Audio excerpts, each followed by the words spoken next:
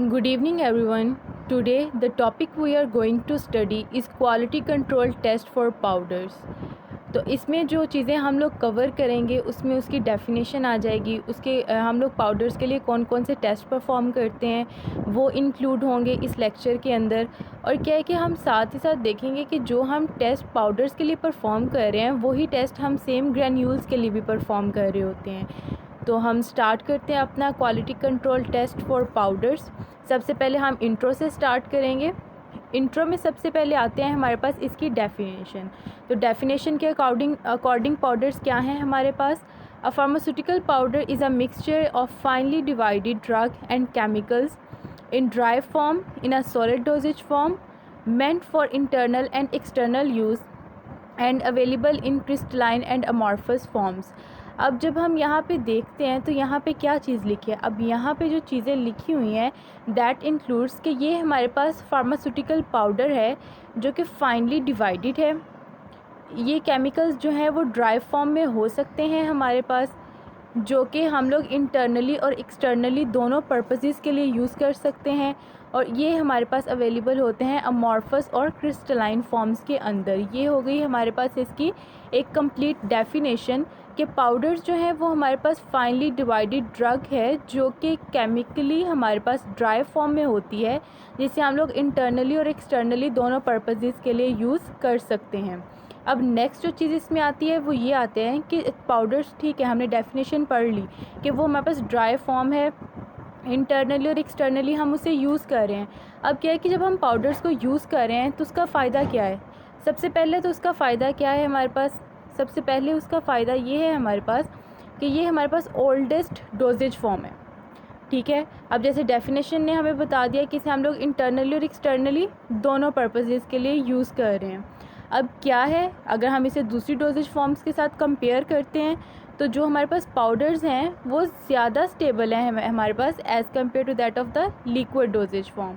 और जब हम इसकी कंपैटिबिलिटी की बात करते हैं तो इसमें जो इनकम्पैटिबिलिटी इश्यूज़ हैं they are less as compare to that of the liquid doses form.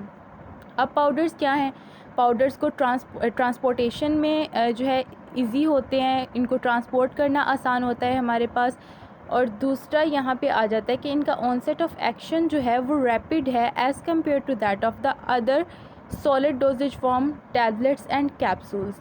ये तो एक बहुत ही सिंपल सी चीज़ है क्योंकि पाउडर्स जो हैं वो ऑलरेडी अपने फाइनली डिवाइडेड पार्टिकल्स की फॉर्म में हैं। जब हम उनका इनटेक करेंगे तो उनका जो रैपिड एक्शन जो है उनका हमें नज़र आएगा एज़ कम्पेयर टू टैबलेट्स और कैप्सूल्स। क्योंकि अगर कोई पेशेंट जो है वो कैप्सूल लेता है तो पहले कैप्सूल का जो आउटर शेल है जो कि जेलेटिन का शेल बना हुआ होता है, पहले वो ब्रेक होगा, उसके बाद जो उसके अंदर कॉन्स्टिट्यूएंट्स हैं वो हमारे पास निकलेंगे, डिज़ोल्व होंगे, सोलुबलाइज होंगे, डिस्ट्रीब्यूट होंगे, जहाँ पे हमें उसका एक्शन चाहिए वहाँ पे वो ट्रांसपोर्ट होंगे वहाँ पे, और अब वहाँ पे जाके अपना इफेक्ट जो प्रोड्यूस करेंगे। It is a long step procedure. लेकिन जो पाउडर्स हैं वो क्या होंगे, क्योंकि वो ऑलरेडी अपने जो है फाइनली डिवाइडेड पार्टिकल्स की फॉर्म में है, तो क्या होगा कि वो हमारे पास अपना रैपिड एक्शन जो है वो शो करेंगे। एडवांटेजेस इसके साथ साथ हमें हर चीज़ के डिसएडवांटेजेस का भी पता होना चाहिए, क्योंकि हर चीज़ जिसका कोई फ़ायदा है उसका कोई ना कोई नुकसान भी होता है। अगर हम इसके डिसएडवांटेजेस की बात करें तो इसके एडवांटेज जो है वो क्या है। सबसे पहले इसका डिसएडवांटेज ये है क्योंकि ये हमारे पास फाइनली डिवाइडेड पार्टिकल्स हैं, इनको हम लोग किसी भी चीज़ के साथ इनके टेस्ट को मास्क नहीं करते, इनका कोई शेल नहीं होता, इसको कैप्सूल में हम लोग जो है वो इनक्लोज नहीं करते, तो इनका टेस्ट जो है वो बिटर होता है हमारे पास। और दूसरा नोजियस होता है, अनप्लेजेंट टेस्ट है वही, और इसे हम लोग जो है इसलिए हम लोग पाउडर्स को जो है वो डिस्पेंस नहीं करते। अब पाउडर्स की जो है वो दो और डिसएडवांटेजेस होते हैं, एक तो डीलिक्विसेंस होता है और दूसरा हाइग्रोस्कोपिसिटी जो है ना वो होता है हमारे पास। अब हम इन दोनों चीज़ों को टर्म्स को थोड़ा सा देख लेते हैं। अब हाइग्रोस्कोपिक क्या है। हाइग्रोस्कोपिक ऐसी सब्सटेंसेस हैं जो कि हमारे पास इन्वायरमेंट से मॉइस्चर को अब्जॉर्ब करती हैं, लेकिन उसमें लिक्विड जो है वो अपने आप को डिज़ोल्व नहीं करती। They are the hygroscopic drugs. और डीलिक्विसेंट ड्रग्स क्या हैं। डीलिक्विसेंट ड्रग्स हमारे पास ऐसी ड्रग्स हैं जो कि इन्वायरमेंट में से जो मॉइस्चर है उसको एब्जॉर्ब करती हैं और बाद में खुद ही उसके अंदर डिज़ोल्व हो जाती हैं। डीलिक्विसेंस की बेस्ट एग्जाम्पल हमारे पास आ जाएगी सोडियम क्लोराइड की। जब वो इन्वायरमेंट से मॉइस्चर को एब्जॉर्ब करता है तो क्या होता है कि वो खुद भी एक लिक्विड फॉर्म में आ जाता है, जबकि हाइग्रोस्कोपिक में सिलिका जेल आ जाता है, जिसे हम लोग डिफरेंट सब्सटेंसेस के अंदर जो है वो मॉइस्चर एब्जॉर्बेंट के तौर पे रखते हैं, जो कि मॉइस्चर को एब्जॉर्ब तो करता है लेकिन उसमें अपने आप को डिज़ोल्व नहीं होने देता। अब जो नेक्स्ट लाइन है, drugs which get affected by atmospheric conditions are not suitable for dispensing in powder forms. वही इसमें जो एटमॉस्फेरिक कंडीशंस है वही चीज़ है कि क्योंकि कुछ पाउडर्स जो डिलिक्विसेंट होते हैं, कुछ हाइग्रोस्कोपिक होते हैं, तो यही वजह है कि जो एटमॉस्फेयर है वो उसके ऊपर इफ़ेक्ट करता है। अगर वहाँ पे मॉइस्चर ज़्यादा होगा, कम होगा, टेम्परेचर ज़्यादा होगा, कम होगा, तो वो उस डोजेज फॉर्म के ऊपर, पाउडर के ऊपर जो है वो इफ़ेक्ट करेगा। अब पाउडर्स जो है इनकी एक्यूरेट डोजेज फॉर्म नहीं होती हमारे पास, जबकि दूसरी जो डोजेज जैसे टैबलेट्स और कैप्सूल्स हैं इनकी डोजेज फॉर्म जो है वो हमारे पास एक्यूरेट होती है। अब हम देखते हैं कि हमारे पास कौन कौन सी टाइप्स के जो हैं वो पाउडर्स हैं। पाउडर्स को हम क्लासीफाई कर लेते हैं। अब पाउडर्स जो हैं उन्हें हम लोग किस लिए यूज़ करते हैं? एक तो जो पाउडर्स हैं उन्हें यूज़ किया जाता है इंटरनली, दूसरी इस किस्म के हैं जिन्हें हम लोग एक्सटर्नली यूज़ करते हैं। इसके अलावा हमारे पास सिंपल एंड कंपाउंड पाउडर्स हैं जिसे हम लोग इंटरनली यूज़ करते हैं, और कुछ ऐसे पाउडर हैं जिसे हम लोग साशे और कैप्सूल्स के अंदर जो है वो इनक्लोज्ड कर लेते हैं, और कुछ ऐसे पाउडर्स हैं जिनको हम लोग कंप्रेस करने के बाद उनकी टैबलेट्स जो हैं वो बना लेते हैं। अब उनके बाद आ जाता है कि हम टाइप्स, तो उसकी हमारे पास 5 आ गई। अब ये आता है कि जब हम पाउडर्स को बनाते हैं तो उसमें हमने क्या क्या उनके करैक्टरिस्टिक्स जो हैं वो देखने होते हैं। अब करैक्टरिस्टिक्स में यहाँ पे हमारे पास 7 करैक्टरिस्टिक्स जो हैं वो मेंशन है। जो सबसे पहला करैक्टरिस्टिक है वो क्या है? दैट इज़ के पार्टिकल साइज़ जो है वो हमारे पास क्या है और शेप क्या है हमारे पास पाउडर्स की। जो पाउडर्स हैं उनका सरफेस एरिया क्या है, उनकी डेंसिटी, और डेंसिटी में हमारे पास 2 तरह की डेंसिटी आ जाती है, ट्रू डेंसिटी और बल्क डेंसिटी। और उसके बाद ग्रेन्युलर डेंसिटी है हमारे पास, इसको हम देखेंगे। उनकी स्ट्रेंथ, फ्राइबिलिटी, उनकी फ़्लो प्रॉपर्टीज़ क्या होनी चाहिए, एंगल ऑफ रिपोज क्या है हमारे पास, उसमें hardness ratio, compressibility index, moisture contact percentage, fines. इन सारी चीज़ों को अब हम देखते हैं कि हम अपनी डोजेज फॉर्म पाउडर जो है वो बना रहे हैं तो उसको हमने किस तरह से उसके करैक्टरिस्टिक्स को एवेलुएट करना है हमारे पास। जो सबसे पहला है that is a particle size and shape. अब जो पार्टिकल साइज़ है, effect the average weight of tablet, disintegration time, weight variation, friability, flowability and drying rates, and the size and shape depend upon processing requirement during granulation। मतलब particle size और shape जो है वो depend करती हैं कि हमने कौन सा प्रोसीजर जो है उसको फॉलो किया है हमारे पास। अब क्योंकि पार्टिकल साइज़ को डिटरमिन करने के लिए हमारे पास 4 तरीके हैं जिनको हम यूज़ कर सकते हैं पार्टिकल साइज़ को डिटरमिन करने के लिए। कौन सा है? एक तो सीव मेथड है, दूसरा सेडिमेंटेशन रेट है, तीसरा हमारे पास माइक्रोस्कोपिक टेक्निक है, और चौथा हमारे पास है बाई लाइट स्कैटरिंग टेक्निक्स। इनको यूज़ करने के बाद हम अपने पार्टिकल साइज़ और शेप को डिटरमिन कर सकते हैं अपने पाउडर्स की। जो सेकंड स्टेप है that is the surface area. अब जो पहले मैंने शुरू में आपको बताया था कि जो हम लोग यहाँ पे टेस्ट देखेंगे वो होंगे जो हम लोग पाउडर्स और ग्रैन्यूल्स दोनों के लिए परफॉर्म कर सकते हैं, लेकिन जो सरफेस एरिया का टेस्ट है उसे, जो एवेल्यूएशन टेस्ट है, उसे हम लोग परफॉर्म नहीं करते यूजुअली ग्रैन्यूल्स के लिए। और इसके लिए हम लोग जो है वो 2 मेथड्स को जो है वो यूजुअली यूज़ करते हैं। इसमें जो पहला मेथड है that is gas absorption and the second one is air permeability. अब जो गैस एब्जॉर्प्शन है और जो एयर परमिएबिलिटी है, इसके हमने एक बहुत ब्रीफ सा इंट्रो जो है वो यहाँ पे लिख दिया है। अगर हम लोग सरफेस एरिया को डिटरमिन करें गैस एब्जॉर्प्शन से, तो वहाँ पे जब गैस को हम लोग इंट्रोड्यूस करवाएंगे तो गैस एब्जॉर्ब होगी in the form of the monolayer on the particles, और इस टर्म को हम लोग कैलकुलेट कर लेते हैं और कन्वर्ट कर देते हैं सरफेस एरिया की जो हमारे पास क्वांटिटीज़ हैं उनमें। जब हम पाउडर में से एयर को देखते हैं, एयर के थ्रू परमेबिलिटी उसकी चेक करते हैं, तो जो एयर है जो पाउडर का बेड होता है उसमें से वो परमिएट करती है, और जो रेट जिसके थ्रू एयर उसमें से परमिएट करती है उसे हम लोग जब वो यूज़ करते हैं उसके सरफेस एरिया को इस्टेब्लिश करने के लिए। ठीक है। अब यहाँ पे थर्ड पॉइंट जो है that is the density. What is the density? The mass per unit volume is density. अब डेंसिटी जो है वो इन्फ्लुएंस करती है कंप्रेसिबिलिटी को, दूसरा हमारे पास इन्फ्लुएंस करती है उसकी टैबलेट पोरोसिटी को, डिसोल्यूशन को। Density is very much important. Dense hard granules may require higher load to produce cohesive impact. to reduce free granules seen on the surface of tablets. The next point is dense granules have less friability but cause a problem in releasing the drug. जो granules हैं उनकी friability कम होती है, यही वजह है कि जब हमारे पास उन्हें ड्रग को रिलीज़ करना होता है तो वहाँ पे हमें प्रॉब्लम्स फेस करनी पड़ती हैं. जब हमने करेक्टरिस्टिक्स की बात की थी कि हम कौन कौन से करेक्टरिस्टिक्स को एवेलुएट कर सकते हैं, उसमें डेंसिटी के आगे से 2 पॉइंट्स थे. एक तो थी बल्क डेंसिटी और दूसरी थी हमारे पास ट्रू डेंसिटी. अब जो बल्क डेंसिटी है वो क्या है कि बल्क डेंसिटी ये है कि आप इमेजिन करें कि आपने लिया है एक मेजरिंग सिलेंडर, उसे आपने एक हॉरिजॉन्टल प्लेन के ऊपर जो है वो रखा है, एक लेवल्ड सरफेस के ऊपर आपने उसे रखा हुआ है. अब आपने अपना पाउडर फॉर एग्जांपल आपने 25 mg या ग्राम्स ऑफ पाउडर जो है वो आपने वेइंग बैलेंस को यूज़ करते हुए पेट्री प्लेट या वॉच डिश के अंदर आपने वॉच क्लास के अंदर आपने उसको वे कर लिया है. ठीक है, अब वे करने के बाद आपने अपना मेजरिंग सिलेंडर जो है वो एक लेवल्ड सरफेस के ऊपर रखा हुआ है. अब आपने उस जो आपने पाउडर वे किया है आपने उसे उस सिलेंडर के अंदर जो है वो ट्रांसफ़र कर देना है without agitating the measuring cylinder और levelling the surface of the measuring cylinder. अब वहाँ पे आप जब आप पूरा पाउडर उसमें ट्रांसफ़र कर देंगे तो उसके बाद आपके पास वहाँ पे जो वॉल्यूम आएगा that is the bulk density. ठीक है, मास पर यूनिट वॉल्यूम वो होगी आपके पास बल्क डेंसिटी. उसे आप जो है वो यहाँ पे हम बी से रिप्रेजेंट करेंगे क्योंकि बल्क डेंसिटी है तो ये हम ग्राम्स में जो है वो ले रहे हैं और जो मास है उसे ग्राम्स में लेंगे, वॉल्यूम को हम लोग mls में लेंगे. अब जो यहाँ पे नेक्स्ट पॉइंट जो है वो मेंशन है दैट इज़, अब यहाँ पे बल्क डेंसिटी के जो मेन पॉइंट्स हैं यहाँ पे वो क्या आते हैं हमारे पास. More compressible blade of particulate minus less flowable powder granules.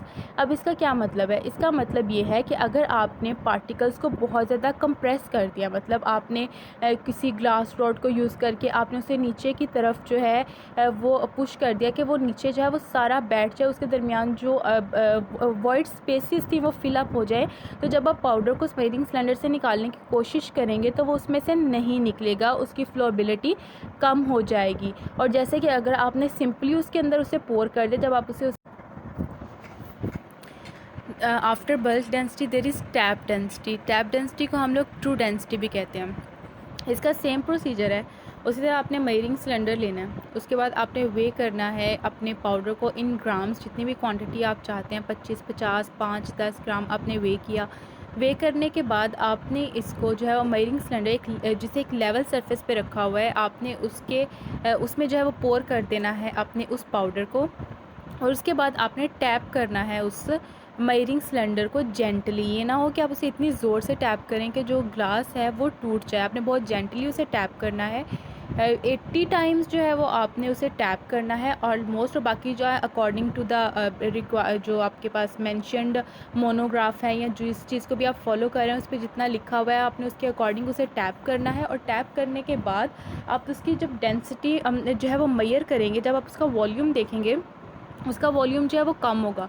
उसका वॉल्यूम क्यों कम है, क्योंकि जब हमने बल्क डेंसिटी को मेजर किया था तो हमने सिंपली अपने पाउडर को पोर कर दिया था अपने मेजरिंग सिलेंडर में. तो उसमें क्या हुआ था कि हमारे पास वॉइड स्पेसेस भी थी.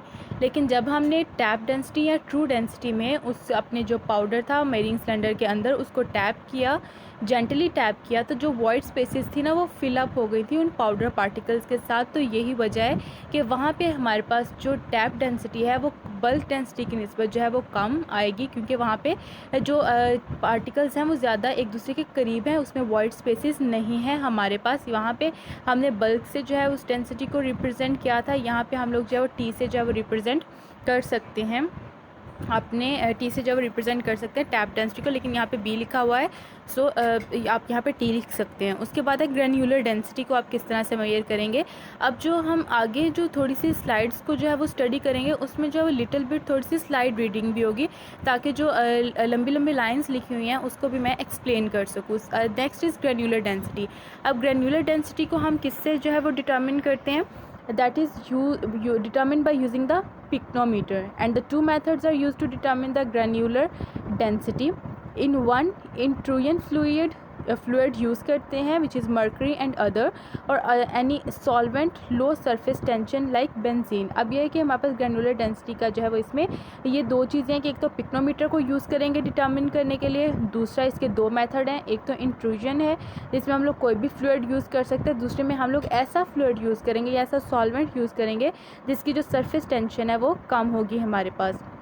Next is the accuracy of these method depend upon the ability of intrusion fluid to penetrate the pores of granules. Liquids should not mask granules solubilities in it and have property to penetrate the pores.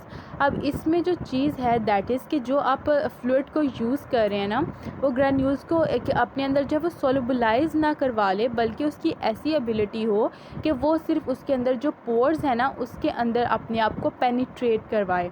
Density is then determined from volume to intrusion fluid. इस density को हम determine कर लेंगे। Displaced in pycnometer by given mass of granulation. It is calculated by the following equation. ये equation है हमारे पास granular density को मेजर करने के लिए। And where Vp is total volume of pycnometer, Vi is the volume of intrusion fluid containing, or M is the mass which is in grams of the granule required to fill the pycnometer। ये simply हमारे पास जो ये वाली चीज़ है ये simply हमारे पास यहाँ से यहाँ तक की जो लाइंस हैं, ये जो इक्वेशन है हमारे पास ये उसको एक्सप्लेन कर रही हैं हमारे पास। ये इसमें जो भी हमने सिंबल्स यूज़ किए हैं ये उसको एक्सप्लेन कर रही है हमारे पास। नेक्स्ट अब हम उसकी बात करेंगे स्ट्रेंथ और फ्राइबिलिटी की। द मोस्ट इम्पॉर्टेंट है क्योंकि इसमें पार्टिकल जो साइज़ डिस्ट्रीब्यूशन है वो चेंज होती है। अब जब पार्टिकल साइज़ डिस्ट्रीब्यूशन चेंज हो रही है, दूसरा इसमें कंप्रेसिबिलिटी है इस कोहेसिव टैबलेट्स के अंदर। ग्रेन्यूल और की जो स्ट्रेंथ और फ्राइबिलिटी है उसको मेजर करने के लिए हम लोग जब उसकी हार्डनेस या फिर हम लोग हार्डनेस को जो है वो यूज़ करते हैं, या फिर हम लोग फ्राइबिलिटी मेजरमेंट्स के लिए फ्राइबिलेटर वगैरह को जो है वो यूज़ करते हैं उसकी स्ट्रेंथ और फ्राइबिलिटी को मेजर करने के लिए। हार्डनेस टेस्टर एक जो है वो इक्विपमेंट है जिसके थ्रू हम हार्डनेस मेजर करते हैं। हमारे पास फ्राइबिलिटी एक अपरेटस है जिसके थ्रू हम लोग हार्श कंडीशन से प्रोवाइड करके चेक करते हैं कि कितना फ्राइबल है हमारे पास कंपाउंड। अब आ जाती है फ्लो प्रॉपर्टी। अब क्या चीज़ है कि एक पाउडर जिसे आप फॉर्मुलेट कर रहे हैं, आपने उसे फॉर्मुलेट तो कर लिया है, लेकिन क्या है कि जब आपने उसे डिस्पेंस किया है या फिर आप उसे फॉर एग्जांपल टैबलेट्स बना रहे हैं तो वो होपर में से ही वो नहीं आ रहा, मतलब उसकी फ़्लो प्रॉपर्टी इतनी पुअर है कि वो होपर में से ही नहीं आ रहा और वो टैबलेट कंप्रेस ही नहीं हो रही, तो ऐसे पाउडर का हमें कोई फ़ायदा नहीं है। हमने पाउडर की जो है वो फ़्लो प्रॉपर्टीज़ को भी जो है वो इस्टेब्लिश करना है ताकि हमारे पास जब हम एक पाउडर से टैबलेट बना रहे हैं तो वो प्रॉपरली फ़्लो करे हमारे पास। अगर हम उसे साशे में पैक करके उसे पेशेंट को डिस्पेंस कर रहे हैं तो पेशेंट को मसला ना आए उससे जो है साशे से पाउडर को निकालने में, या जो साशे के अंदर जो पाउडर पड़ा हुआ है वो अपने जो उसके जो रैपर है उसके साथ अपने आप को जो है वो चिपक ना जाए, उसके साथ उसकी फ़्लो प्रॉपर्टी जो है वो ख़राब ना हो जाए। तो हमने उसकी फ़्लो प्रॉपर्टीज़ को देखना है। अब यहाँ पे जो हम देखेंगे जो सबसे पहली लाइन है, it is an ability to granule to flow from hopper to die cavity for the tablet uniformity. वही चीज़ जो अभी मैंने बात की है कि अगर होपर से पाउडर या ग्रैन्यूल्स आ ही नहीं रहे, उनकी फ्लो प्रॉपर्टी इतनी पुअर है तो हमारे पास टैबलेट कंप्रेस नहीं होगी। और यहाँ पे टैबलेट यूनिफॉर्मिटी की जो इन्होंने बात की है दैट इज़ कि अगर आपके पास पाउडर की फ़्लो प्रॉपर्टी कम है तो हो सकता है कि एक दफ़ा में आपके पास बहुत कम पाउडर नीचे आए, जो पंच है जिसमें पाउडर की आपकी टैबलेट पंच होनी है उसमें बहुत कम पाउडर आए। दूसरी दफ़ा में आपके पास पाउडर इतना ज़्यादा आ जाए कि अगर आप उसे पेशेंट को दें तो उसकी ओवरडोज का कॉज बन जाए। तो इसमें आपने टैबलेट की यूनिफॉर्मिटी को देखना होता है, उसके लिए भी फ़्लो प्रॉपर्टी बहुत इंपॉर्टेंट है। If the flow property of granules are not uniform, वो are not getting tablet of uniform size. Definitely अगर एक दफ़ा बहुत कम पाउडर आ रहा है, एक दफ़ा में बहुत ज़्यादा पाउडर आ रहा है, जब कम पाउडर आ रहा है तो वो इतनी थिन टैबलेट बनेगी कि उसे आप हाथ से भी ब्रेक कर सकेंगे। हो सकता है कि जब आप उसे कलेक्ट करें या कलेक्टर के अंदर जब टैबलेट्स आएँ तो वहाँ पर वो खुद ही टूट जाए। और एक दफ़ा अगर आपके पास बहुत ज़्यादा पाउडर बल्क में जो है वो आपका पाउडर या ग्रैन्यूल्स आ गए हैं, आपकी टैबलेट कंप्रेस हुई है तो इतनी ज़्यादा थिक थी कि वो हार्डनेस जो जब हमने इसका हार्डनेस टेस्ट परफॉर्म किया तब भी वो नहीं टूटी, वो बहुत ज़्यादा थिक बन गई और उसमें एक तो कंटेंट यूनिफॉर्म नहीं है, दूसरा उनका साइज़ भी यूनिफॉर्म नहीं होगा। Flow properties of material result में मैनी फोर्सेस, अब क्या है कि जब फ्लो प्रॉपर्टी में कौन कौन सी फोर्स आ जाती हैं, अब इसमें जो फोर्सेस आती हैं that is the fractional forces, उसमें आ जाती है हमारे पास सरफेस टेंशन आ जाती है, उसके बाद मैकेनिकल फोर्सेस आ जाती हैं हमारे पास, इलेक्ट्रोस्टैटिक फोर्सेस आ जाती है और कोहेसिव और वंडरवल फोर्सेस ऑफ अट्रैक्शन भी जो है वो इसके अंदर आ जाती हैं हमारे पास। ठीक है, अब यहाँ पे जो नेक्स्ट फ्लो प्रॉपर्टीज़ के बाद जो इसका कंटिन्यूटी है उसमें हम देखते हैं कि forces are also granule property such as particle size, shape, particle distribution, surface texture, roughness and surface area. If particles of powder is less than or equal to 15 microns in meter, the magnitude of frictional and van der Waals forces predominate. It's a very simple line कि अगर आपका particle size equal to और less than 150 micron है तो आपके वहाँ पे friction और वंडरवल फोर्सेस जो हैं वो डोमिनेट करेंगी। और when the particle size increases mechanical and physical properties become more important with the packing properties. And the other thing is flow properties of granules are determined by angle of repose, percentage compressibility index and Hausner's ratio. अब जो next हम चीज़ें पढ़ेंगे कि वो क्या हैं, कि वो ये होंगी कि आपके पास एंगल ऑफ रिपोज क्या है। एंगल ऑफ रिपोज, यहाँ पे जो एंगल ऑफ रिपोज है उसका जो है आपके पास गिवन है एक्सप्रेशन कि उसमें कौन कौन सा जो है वो मतलब दिया जाता है आपके पास, कौन कौन सा यूज़ किया जाता है, साइन उसका क्या मतलब है। अब यहाँ पे एंगल ऑफ रिपोज क्या है, बेसिकली आपने क्या करना है, आपने जैसे कि यहाँ पे अपरेटस भी जो है वो दिखाया गया है कि एक कोन बन रही है, कि एक अपरेटस है, कोन बनी हुई है, वहाँ से आपने अपने पाउडर या ग्रेन्यूल्स को जब पोर करवाया है एक फ्लैट सरफेस के ऊपर तो वहाँ पे आपके पास एक प्लेन बन रहा है। तो the angle which form between the horizontal plane and the heap of the surface, heap of the powder, that is called as angle of repose.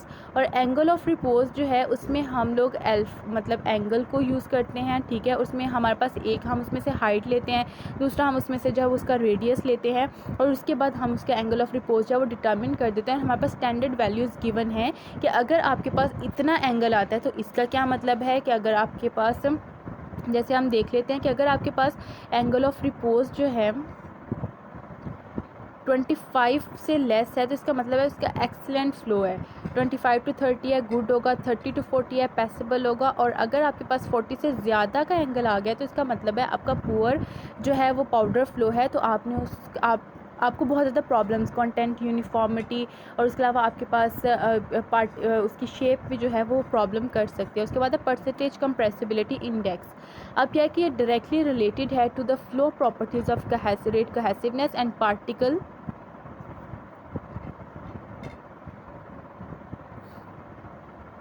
and particle size. It is simple, fast, popular method of presiding flow proper characteristics. It is obtained from bulk density measurement. अब इसमें क्या करना है, पीछे हमने bulk density और tap density जो है वो निकाल लिया था, अब उसी को यूज़ करते हुए हम लोग कंप्रेसिबिलिटी इंडेक्स को जो है वो मेजर कर सकते हैं। किस तरह से कि आपके पास जो टैप डेंसिटी आई थी आपने उसे बल्क डेंसिटी में से माइनस कर देना है और आपने उससे डिवाइड कर देना है हमारे पास 100 में से, सॉरी आपने इसे मल्टीप्लाई कर देना है 100 के साथ। तो क्या आ जाएगा, आपके पास आ जाएगी compressibility index. What is compressibility index, मैं रिपीट कर देती हूँ कि कंप्रेसिबिलिटी इंडेक्स ये है कि आपने टैप डेंसिटी को बल्क डेंसिटी में से जब माइनस करना है तो आपके पास कंप्रेसिबिलिटी इंडेक्स जो है वो आ जाएगा आपके पास, ये उसका फार्मूला है। अब यहाँ पे एक और फार्मूला भी गिवन है कि अगर आप जो है वो I minus V divided by V nought multiply by 100, तो इसमें जो आई है that is the percentage compressibility index, V जो है वो वॉल्यूम है जो कि ऑक्यूपाई किया है आफ्टर टैपिंग, और जो वी नॉट है that is the volume of powder before tapping. वही हो गया कि बल्क डेंसिटी और टैप डेंसिटी को ही यहाँ पे फॉर्मूला में दिया गया। अब इसकी भी वैल्यूज़ हैं हमारे पास, जैसा कि इसकी वैल्यूज़ में कौन कौन सी वैल्यूज़ जो हैं वो आ जाएंगी, इसकी वैल्यूज़ में आ जाएंगी हमारे पास 5 to 15 है, एक्सीलेंट है, 12 to 16 good, very good, good, passable, poor, very poor कब होंगे, जब 18 to 21 है, गुड है, 3 to 25 है, पैसेबल है, 33 to 38 है, पुअर है, और ग्रेटर दैन 40 है तो ये आपके पास बहुत ही ज़्यादा पुअर पाउडर फ्लो जो है वो होगा। नेक्स्ट हार्जनर्स रेशो, अब यहाँ पे आपने फोकस करना है कि वहाँ पे कंप्रेसिबिलिटी इंडेक्स और हार्जनर्स रेशो में डिफरेंस क्या है। अब यहाँ पे जो चीज़ है that is it is related to the interparticulate friction, such could be use to predict powder flow characteristics, मतलब पाउडर फ्लो को ही प्रिडिक्ट हम कर रहे हैं. It show that the powder with low particulate friction such as coarse sphere had ratio of approximately 1.2, whereas more incohesiveness, less free flowing powders such as flakes have harshness ratio greater than 1.6. अब क्या है कि अब मतलब ये lines हैं, ये आप सब इन सब लाइंस को देख लो. मतलब बेसिकली इन लाइंस का मकसद ये है कि हम अपनी flow characteristics of the powder को इस्टेब्लिश करने के लिए हार्डनेस रेशियो को यूज़ कर रहे हैं. अब इसमें जो हार्डनेस रेशियो का फॉर्मूला है हमारे पास वो क्या है, that is hardness ratio is equal to tap density divided by bulk density. अगर आप थोड़ा सा रिवाइज करो तो जो हमने कंप्रेसिबिलिटी इंडेक्स किया था उसमें से हमने टैप में से बल्क को माइनस कर दिया था, लेकिन यहाँ पे हम डिवाइड करेंगे तो हमारे पास हार्डनेस रेशियो आ जाएगी. जैसा कि angle of repose, compressibility index की हमारे पास वैल्यूज़ हैं कि अगर उनका ये जवाब आता है जब आप कैलकुलेट करते हैं तो इसका मतलब है कि उसके ये एक्सीलेंट है, गुड है, वेरी गुड है, पुअर है, पैसेबल है, क्या है. इसी तरह हार्डनेस रेशियो का भी है हमारे पास कि अगर आपके पास जो है उसके वैल्यूज़ को जो है वो गिवन है कि मतलब वो हमारे पास एक पूरा टेबल गिवन होता है कि अगर आपके पास इतनी वैल्यू है तो वो क्या होगा, गुड होगा, एक्सीलेंट होगा, पुअर होगा, वेरी पुअर होगा, क्या होगा, वो गिवन होता है हमारे पास. अब उसके बाद जो पॉइंट है that is the moisture content. Moisture content भी बहुत इंपॉर्टेंट रोल जो है वो प्ले करता है पाउडर के अंदर. अब the amount of moisture present in the granule is called as a moisture content. There is I don't think so there is any confusion in this definition कि जो भी पाउडर या ग्रेन्यूल के अंदर आपके पास मॉइस्चर होगा उसे हम लोग मॉइस्चर कंटेंट कहेंगे. जनरली ग्रेन्यूल्स के अंदर 2% ऑफ मॉइस्चर कंटेंट होता है. It is required for the binding of powder granule during compression in a die cavity. मतलब जब हम कंप्रेस करते हैं तो वहाँ पे हम ये जो है एज अ कंप्रेशन जो है वो यूज़ करता है ड्यूरिंग उनकी जब पंच जो है टैबलेट को किया जाता है हमारे पास. Percentage of moisture is calculated by using moisture balance और IR बैलेंस. इसके थ्रू हम लोग करते हैं. IR balance consist of simple balance which is placed to the casing in which the IR bulb is attached which produce heat inside the chamber. अब यहाँ पे ये है कि ये जो चीज़ें हैं ये एक्सप्लेन होंगी इससे कि आपने स्मॉल अमाउंट ऑफ सैम्पल को लेना है, उससे आपने वे करना है. वे करने के बाद आपने जो पेट्री प्लेट जिसके अंदर आपने उससे लिया था आपने उसको एल्युमिनियम फॉइल के साथ कवर करना है. कवर करने के बाद आपने उसे ओवन के अंदर रख देना है. Temperature 37 degree centigrade 5 to 15 minutes के लिए आपने उसे रख देना है. रखने के बाद आपने क्या करना है, उसके बाद आपने उसे दोबारा से निकालना है, आपने उसे दोबारा से वे करना है. अब आप जब वे करोगे तो आपको पता चलेगा कि आपका वेट जो है वो कम आया है. क्यों कम आया है? क्योंकि आपने जब उनको किया था ओवन में आपने रखा है तो उसमें जो पानी था वो एवेपोरेट हो गया, वो निकल गया है आपके पास. तो क्या होगा कि वहाँ भी आपके पास जो वेट है वो कम आएगा. तो फिर आपने क्या करना है कि आपने वहाँ पे मॉइस्चर कंटेंट का जो है वो परफॉर्म करना है formula that is initial wait minus final weight divided by initial weight multiply by 100. तो इस तरह आप जो है उसको कैलकुलेट कर लेंगे कि आपके पास कितना परसेंटेज जो है वो आई है मॉइस्चर कंटेंट की. एक दफ़ा फिर से रिपीट कर रही हूँ कि आपने सिंपली आपका फॉर एग्जांपल आपने 1 ग्राम या 2 ग्राम ऑफ द पाउडर लिया है, आपने उसे वे किया है. वे करने के बाद आप उसे कंसीडर करेंगे एज अ इनिशियल वेट, आप उसे नोट डाउन करेंगे. उसके बाद ओवन में रखेंगे, टेम्परेचर और टाइम को आप सेट कर लेंगे. उस टाइम पूरा होने के बाद आप दोबारा से उस सैम्पल को वे करेंगे और आप उस वैल्यू को दोबारा से नोट करेंगे जिससे आप जब फाइनल वेट कंसीडर करेंगे. फिर आपने इनिशियल को फाइनल वेट से माइनस करना है और आपने डिवाइड कर देना है इनिशियल वेट मल्टीप्लाई बाय 100 के साथ. तो आपके पास मॉइस्चर कंटेंट का जो परसेंटेज है वो आ जाएगी. अब ये अपरेटस हमारे पास गिवन है. अब अपरेटस में ये क्या है, ये तो है हमारे पास वेइंग बैलेंस जिससे हम वे करेंगे, इनिशियल और फाइनल वेट की वैल्यूज़ लेंगे. और ये जो अपरेटस है इसे हम लोग लॉस ऑफ ड्राइंग अपरेटस के नाम से भी जानते हैं, जिसे हम लोग देखते हैं कि मतलब ड्राई होने के बाद उसमें कितना परसेंटेज ऑफ मॉइस्चर कंटेंट जो है वो उसमें क्या था. अब जो नेक्स्ट चीज़ है that is a percentage fines. Percentage fines means amount of powder remained in the granule generally amount is 15% of fines, मतलब ग्रेन्यूल्स बन गए हैं। अब उसके अंदर कितना पाउडर फाइन जो है अभी भी उसमें रहता है, ये इसको चीज़ को देखा जाता है। इसमें 15% है। It is necessary for the tablet compression because if we were using 100% granules then it is difficult to maintain hardness of tablet because they have free space in the die cavity and after compression tablet will crack। अब इसमें क्या है कि अगर उसमें आपके पास fines present हैं तो जब आप टैबलेट को कंप्रेस करेंगे तो उसमें आपके पास जो स्पेसेस हैं वो रह जाएंगी, और जब आप टैबलेट बना लोगे, आपकी टैबलेट पंच हो जाएगी, तो वहाँ पे आपके पास टैबलेट बहुत आसानी से टूट जाएगी, उसमें क्रैक्स भी जो है वो अपीयर होंगे। Percentage fines can be calculated by using sieve method and percentage fine जो है उसमें आपके पास 15% से ज़्यादा का नहीं होना चाहिए। Okay, thank you so much. ये था आज का लेक्चर हमारे पास, जिसमें हमने क्या देखा, जिसमें हमने देखा कि पाउडर्स क्या होते हैं। हमारे पास फाइन पाउडर्स हैं, ड्राई हैं, अमॉर्फस, और हमारे पास जो है क्रिस्टलाइन फॉर्म में अवेलेबल हैं, एक्सटर्नली इंटरनली यूज़ करते हैं। उनकी टाइप्स कौन कौन सी हैं, 5 टाइप्स हमने डिस्कस की। फिर हमने इसमें देखा कि उनके जो है वो एडवांटेजेस क्या हैं, डिसएडवांटेजेस क्या हैं। हम पाउडर्स को ले रहे हैं, हम उनको फॉर्मुलेट कर रहे हैं, साशे बना रहे हैं, टैबलेट्स कुछ भी कर रहे हैं, तो उनके कौन कौन से कैरेक्टरिस्टिक्स हमने एवेलुएट करने हैं। इनके जो ज़्यादातर हमारे पास फोकसिंग है उसमें आ जाता है उनकी flow properties, bulk density, true density, Hausner's ratio, compressibility index, particle size, और इसके अलावा हमारे पास उनका सरफेस एरिया। उसमें हमने ये भी देखा कि जो पार्टिकल्स हैं, जो पाउडर के पार्टिकल्स हैं, उनके लिए हम लोग जो पाउडर्स के लिए टेस्ट परफॉर्म करते हैं वही ग्रेन्यूल्स के लिए परफॉर्म हम लोग करते हैं, लेकिन सरफेस एरिया के लिए जो हम लोग टेस्ट परफॉर्म करते हैं वो हम लोग ग्रेन्यूल्स के लिए परफॉर्म नहीं करते। वो भी स्पेसिफिकेशन गिवन थी क्यों नहीं करते। अब हमने कुछ डिफरेंट टेबल्स को देखा, तो मुझे उम्मीद है कि ये जो ग्रेन्यूल जो quality control test for powders हैं इसकी आपको समझ आई होगी, और मुझे अपनी दुआओं में याद रखिएगा। थैंक यू, अल्लाह हाफ़िज़।